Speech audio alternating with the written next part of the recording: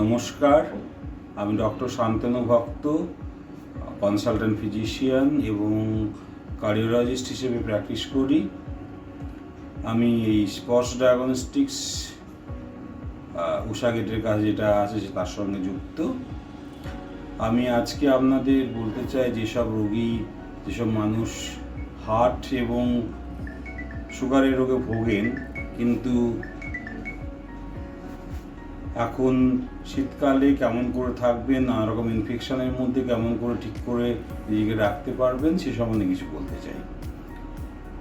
এই শীতকালে সাধারণত এইসব বয়স্ক মানুষেরা যারা সুগার এবং প্রেশারের মধ্যে দিয়ে যান, সুগার এবং প্রেশারের অসুখে ভোগেন, তাদের নিউমোনিয়া, ইনফ্লামেশন বা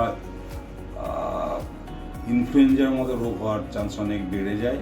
সেজন্য এনাদের যেমন অরিজিনাল ডিজিজটাকে অর্থাৎ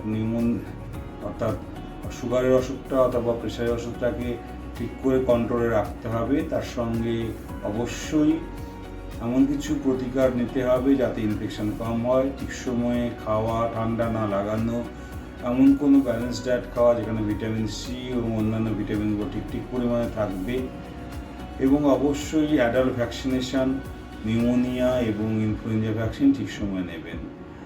যে কোনো সামান্যতম ইনফেকশন হলে ডাক্তারবাবুর সঙ্গে পরামর্শ করবেন। অকারণে যখন তখন অ্যান্টিবায়োটিক খাওয়া অবশ্যই বিরত থাকবেন।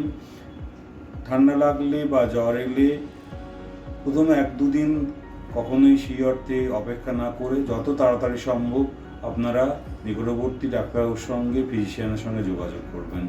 নমস্কার।